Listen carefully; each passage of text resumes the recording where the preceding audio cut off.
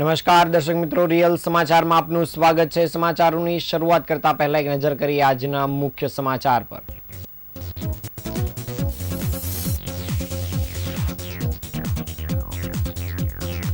સુરત શહેરમાં કોંગ્રેસમાં ભંગાણ, 30 હોદ્દેદારો અને કાર્યકરો આપમાં જોડાયા।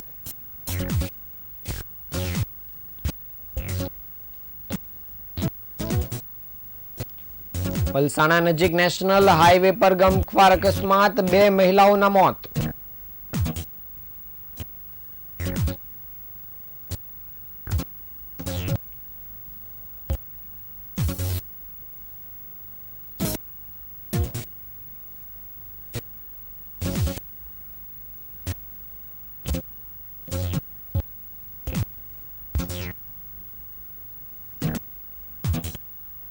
પાલિકાની ટીમનું સિટી બસમાં સરપ્રાઇઝ ચેકિંગ, 9 કર્મચારીઓને સસ્પેન્ડ કરાયા।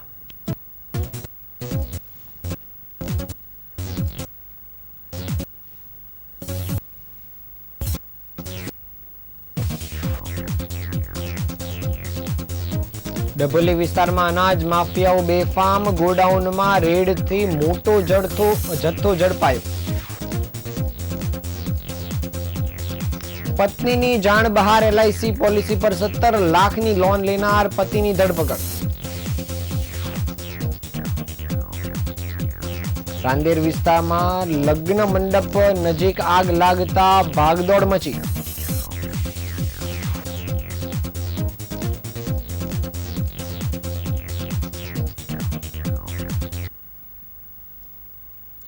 સમાચાર વિગતે જોઈએ। સુરત ખાતે આમ આદમી પાર્ટીના પ્રદેશ સંગઠન મહામંત્રી મનોજ સિસોદિયા સોરઠિયાની આગેવાનીમાં 300 થી વધુ ખૂબ જ મોટી સંખ્યામાં સામાજિક અને રાજકીય આગેવાનો ટોપી અને ખેસ પહેરીને વિધિવત આમ આદમી પાર્ટીમાં જોડાયા હતા। પ્રદેશ સંગઠન મહામંત્રી મનોજ સોરઠિયાની સાથે સાથે શહેર પ્રમુખ ધર્મેશ ભંડારી અને પ્રદેશ સંગઠન મંત્રી રામ ધડુક સહિત આમ આદમી પાર્ટીના આગેવાનોની ઉપસ્થિતિમાં આ તમામ આગેવાનો આમ આદમી પાર્ટીમાં વિધિવત જોડાયા હતા। અત્રે ઉલ્લેખનીય છે કે સુરત શહેર કોંગ્રેસ પ્રમુખ તરીકે વિપુલ ઉદનાવાલાની નિમણૂક થયા બાદ મોટા પાયે તેનો વિરોધ થઈ રહ્યો છે અને અનેક રાજીનામું પણ પડી ચૂક્યા છે। તમામ કોંગ્રેસમાંથી રાજીનામું આપીને આપમાં જોડાઈ રહ્યા છે।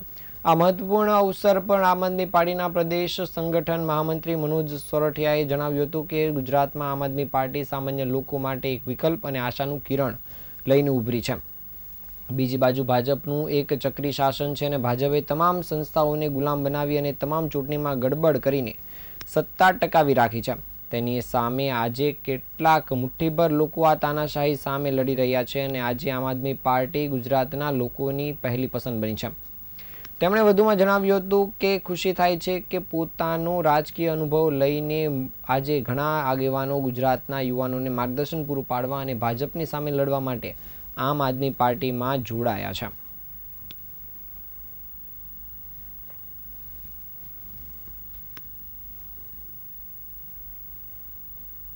અંદર ક્યાંક ને ક્યાંક માન સન્માનનો અભાવ હતો, ઈચ્છા શક્તિ જીતવાનો એનો અભાવ હતો, નેતાગીરી સતત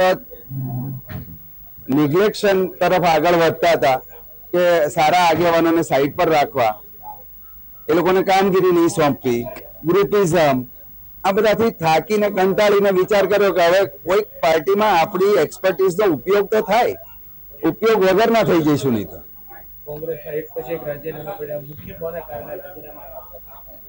સુરત શહેર કોંગ્રેસમાં પ્રમુખ તરીકે વિપુલ ઉદનાવાલાની નિમણૂક થઈ તે દિવસથી આ ચાલી રહ્યું છે। ઉપસ્થિત થાય છે એમના તરફથી કોઈ કોલ નહીં, કોઈ વાતચીત નહીં અને એવું લાગે છે કે જાણે જબરજસ્તી બધાને દૂર કરી રહ્યા છે। ભારતીય જનતા પાર્ટીને મદદ કરવી હોય તે રીતે કરે છે તો અમે એમાં સાથીદારી ના કરી શકીએ। કોંગ્રેસની અંદર ક્યાંક સુરત જિલ્લાના પલસાણા તાલુકામાં આજ રોજ ગમખ્વાર અકસ્માત સર્જાયો હતો। નેશનલ હાઈવે નંબર 48 પર બલેશ્વર પાટિયા નજીક એક અજાણ્યા વાહન ચાલકે જોરદાર ટક્કર મારતા અકસ્માત સર્જાયો હતો। રિક્ષાની સાથે અકસ્માત થયો હતો। આ દુર્ઘટનામાં 2 મહિલાઓના કમકમાટી ભર્યા મૃત્યુ થયા છે, જ્યારે અન્ય 2 વ્યક્તિઓ ઇજાગ્રસ્ત થયા છે। અકસ્માત એટલું ભીષણ હતું કે રિક્ષા ફંગોળાઈને ઊંધી વળી ગઈ હતી અને તેનો કચ્ચર ઘાણ નીકળી ગયો હતો. અકસ્માત સર્જાયા બાદ અજાણ્યો વાહન ચાલક પોતાનું વાહન લઈને ઘટના સ્થળેથી પલાયન થઈ ગયો હતો. અકસ્માતમાં ઈજાગ્રસ્ત થયેલા 2 વ્યક્તિઓને તાત્કાલિક એમ્બ્યુલન્સ મારફતે નજીકની હોસ્પિટલમાં ખસેડવામાં આવ્યા હતા, જેમાંથી એકને સામાન્ય ઈજા પહોંચી છે, જ્યારે પલસાણા પોલીસે બંને મૃતક મહિલાઓના શવને કબજે કરી પોસ્ટમોર્ટમ માટે મોકલી આપ્યા છે. હાઈવે પર અકસ્માતને પગલે સર્જાયેલી ટ્રાફિક જામની સ્થિતિને પલસાણા પોલીસે ઘટનાસ્થળ પર પહોંચીને હળવી કરી હતી. હિટ એન્ડ રનની આ ઘટનામાં પોલીસે અજાણ્યા વાહન ચાલક વિરુદ્ધ ગુનો નોંધી તપાસના ચક્રો ગતિમાન કર્યા છે. હાઈવે પર આવેલા વિવિધ સીસીટીવી ફૂટેજ તપાસવાની કામગીરી શરૂ કરવામાં આવી છે.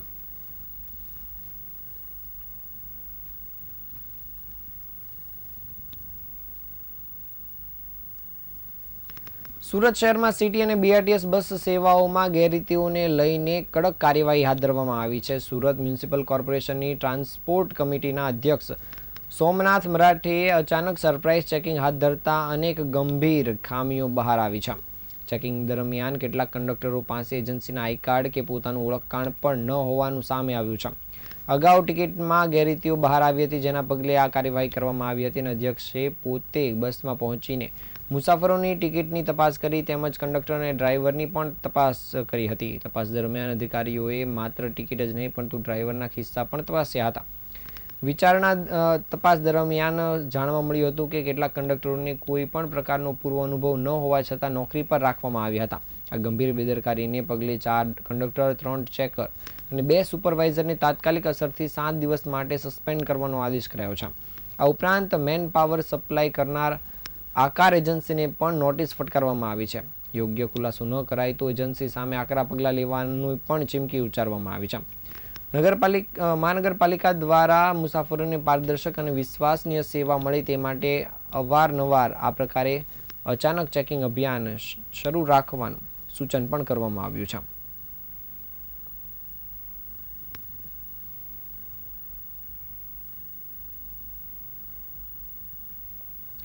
સુરતના ડભોલી વિસ્તારમાં અનાજ માફિયાઓ બેફામ બન્યા હોવાની માહિતી સામે આવતા તંત્ર સક્રિય બન્યું છે.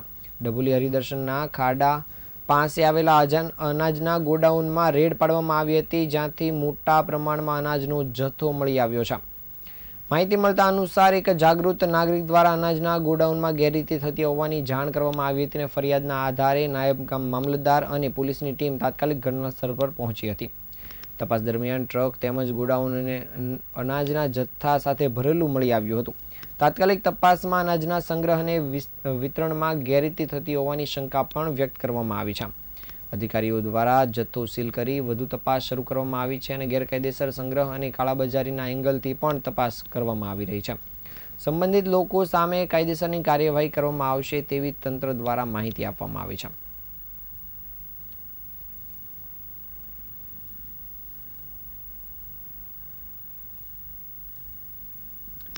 સુરત શહેરમાં એક યુવકે પોતાની પત્નીની જાણ બહાર તેની એલઆઈસી પોલિસી પર લોન લઈ 17 લાખ રૂપિયાની છેતરપિંડી કર્યાનો ચોંકાવનારો કિસ્સો સામે આવ્યો છે અને સમગ્ર મામલે અઠવા પોલીસે ફરિયાદ નોંધી આરોપી પતિની ધરપકડ કરી છે અને સંબંધિત એલઆઈસી અધિકારીઓ તેમજ એજન્ટ સામે પણ કાયદેસરની કાર્યવાહી હાથ ધરી છે. મળતી માહિતી મુજબ નવસારીમાં રહેતી મોનિકાબેન 3 વર્ષથી પતિ સાથે અણબનાવને કારણે પિયરમાં રહેતા હતા. આ દરમિયાન તેના પતિ મનીષ શાહે પત્નીની જાણ બહાર એલઆઈસી પોલિસી સામે લોન મેળવી હતી. વધુમાં પોલિસીમાં નોમિની તરીકે પોતાનું નામ ચડાવી ગેરરીતિ આચરાઈ હોવાનું પણ સામે આવ્યું છે. ત્યારે મોનિકાબેન નાનપુરા સ્થિત એલઆઈસી ઓફિસે પોતાની પોલિસી અંગે માહિતી લેવા ગયા ત્યારે તેમને ખબર પડી કે પોલિસી સામેનો લોન રકમ અગાઉથી જ ઉપાડી લેવામાં આવી છે. આ જાણ થતાં જ તેઓ આશ્ચર્યચકિત થયા હતા અને અઠવા પોલીસ મથકે ફરિયાદ નોંધાવી હતી. ફરિયાદના આધારે અઠવા પોલીસ સ્ટેશને તપાસ શરૂ કરી હતી અને તપાસ દરમિયાન દસ્તાવેજોની ચકાસણી કરવામાં આવતા ગાંધીનગર સ્થિત હેન્ડરાઇટિંગ એક્સપર્ટની રિપોર્ટમાં સહી ખોટી હોવાનું સામે આવ્યું હતું, જેના આધારે પોલીસે આરોપી પતિ મનીષ શાહની ધરપકડ કરી છે. આ કૌભાંડમાં તત્કાલીન જવાબદાર એલઆઈસી લોન અધિકારી વિરુદ્ધ પૂર્વકાવતરું છેતરપિંડી અને વિશ્વાસઘાતના ગુનાઓ પણ નોંધવામાં આવ્યા છે. ઉપરાંત એલઆઈસી એજન્ટ જયેશ શાહ ખોટી સહી આપી સાક્ષી તરીકે સહી કરી મદદગીરી કરી હોવાના આક્ષેપ સામે આવ્યા છે, જેના પગલે તેની સામે પણ કાયદેસરની કાર્યવાહી શરૂ કરવામાં આવી છે.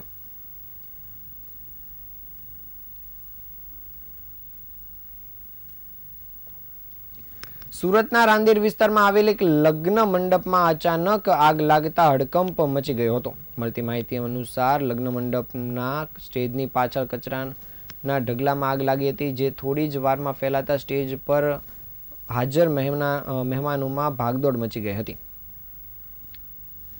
આગ લાગવાની જાણ થતાં જ તાત્કાલિક ફાયર બ્રિગેડની ટીમ ઘટનાસ્થળ પર પહોંચી હતી અને ટીમ દ્વારા આગ પર પાણીનો મારો ચલાવી તેના પર કાબુ મેળવાયો હતો. સદભાગ્યે આ ઘટનામાં કોઈ જાનહાની થઈ નથી, પરંતુ થોડા સમય માટે લગ્ન મંડપમાં ડર અને ગભરાટનો માહોલ સર્જાયો હતો.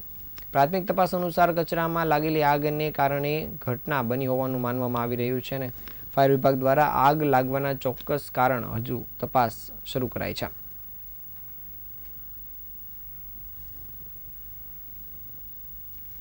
સુરત શહેરમાં વ્યાજખોરોનો ત્રાસ દિન પ્રતિદિન વધી રહ્યો છે.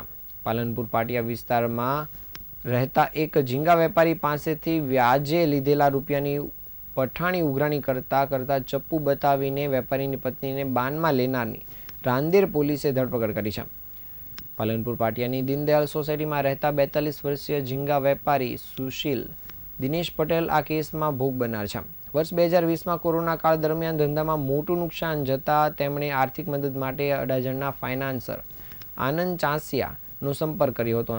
આનંદે 5% માસિક વ્યાજે રૂપિયા આપવાનું નક્કી કર્યું હતું અને શરત મુજબ સુશીલને તેના વતન ઉલપાડના મંદરોઈ ગામની જમીનના કાગળો અને મકાનની કબજા રસીદ સિક્યોરિટી પેટે જમા કરાવ્યા હતા. આ શરતે તેણે ટુકડે 51 લાખ વ્યાજે લીધા હતા અને 2 વર્ષના નિર્ધારિત સમયમાં રૂપિયા પરત ન થતા આરોપી આનંદે અસલી સ્વરૂપ બતાવવાનું શરૂ કર્યું હતું. તે અવારનવાર વેપારીના ઘરે જઈ ગાળાગાળી અને ઉઘરાણી કરતો હતો અને સુશીલે મિત્રો અને સંબંધીઓ પાસેથી ઉછીના લઈને તેમજ પત્નીના દાગીના વેચીને અત્યાર સુધીમાં 85 લાખ રૂપિયા ચૂકવ્યા હતા. તેમ છતાં આરોપીની લાલચ સંતોષાઈ ન હતી અને તેણે ધાકધમકી આપી 2023માં મંદરોઈ ગામની જમીનનો દસ્તાવેજ પોતાના નામે કરાવી લીધો હતો. ત્યારબાદ વર્ષ 2024માં વધુ પૈસા ચૂકવ્યા હતા, જેમાં વતનની જમીન સસ્તા ભાવે વેચી હતી અને 45 લાખ રોકડિયા અને 10 લાખ આનંદની પત્નીના એકાઉન્ટમાં ટ્રાન્સફર કર્યા હતા. હતો ત્યારે થઈ ગઈ કે આ આરોપી દ્વારા વધુ લાલચને આધારે સુશીલને હેરાન પરેશાન કરવામાં આવતો હતો, જેના આધારે પોલીસને ફરિયાદ મળતા જ પોલીસે તાત્કાલિક કાર્યવાહી કરીને ખંડણીખોર આનંદ ચાંસિયાની ધરપકડ કરી છે.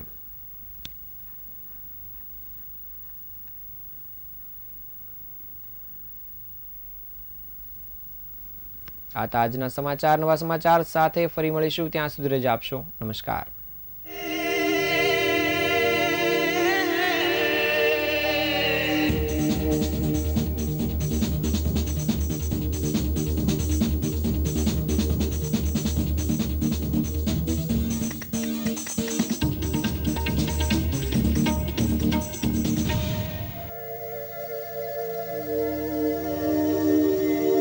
Radio